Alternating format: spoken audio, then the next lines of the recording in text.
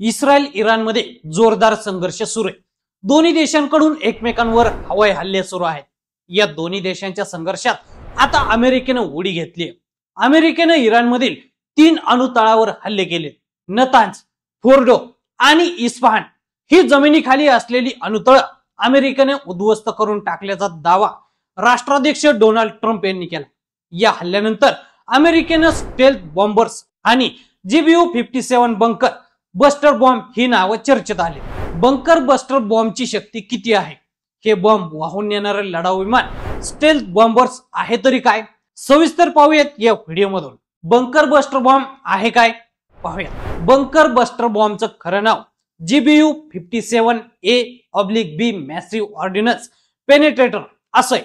या बॉम्बचं वजन सुमारे 14,000 किलो इतकं आहे। त्या बॉम्बची ताकद मोठी आहे। हे बॉम्ब 60 फूट जाडीच्या कॉन्क्रीटच्या भिंतीत घुसू शकतात। जमिनीखाली 200 फूट खोलीपर्यंत स्फोट होतो। या बॉम्बची 2013 पर्यंत कमीत कमी 20 युनिट्स निर्मिती केली आहे। केवळ अमेरिकेकडे असे बॉम्ब आहेत। हा नॉन न्यूक्लिअर पारंपरिक बंकर बस्टर बॉम्ब आहे। हा बॉम्ब केवळ B-2 बॉम्बर या खास विमानातूनच नेता येतो। बंकर बस्टर बॉम्ब जमिनीच्या आत विशेष सुरक्षेसह बांधलेले तळ नष्ट करण्यास सक्षम आहे, जसं की अणुसंयंत्रे, शस्त्रास्त्र डेपो किंवा उच्चस्तरीय लष्करी कमांड बंकर। यामुळेच अमेरिकेने इराण सारख्या धोरणात्मक दृष्ट्या संवेदनशील देशाच्या खोल लष्करी तळांवर त्याचा वापर केलाय। 300 फूट खोल जमिनीखाली हल्ला। इराणमध्ये जमिनीखाली 150 ते 300 फुटावर अणुबॉम्ब तयार करण्याचं काम सुरू होतं, असा दावा केला जातो। या विशेष प्रकारच्या बॉम्बनं हे तळ नष्ट केले आहेत।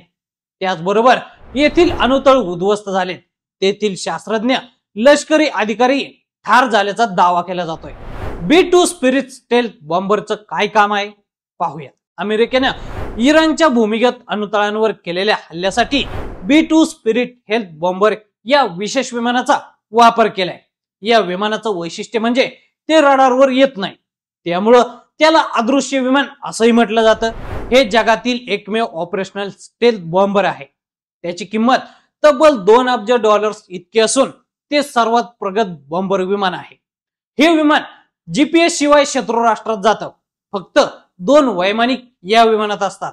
संपूर्ण मिशन ऑपरेशन सॉफ्टवेअर आणि स्वयंचलित प्रणालीद्वारे नियंत्रित केलं जातं। या विमानाची क्षमता तब्बल 18,000 किलो बॉम्ब वाहून नेण्याची आहे।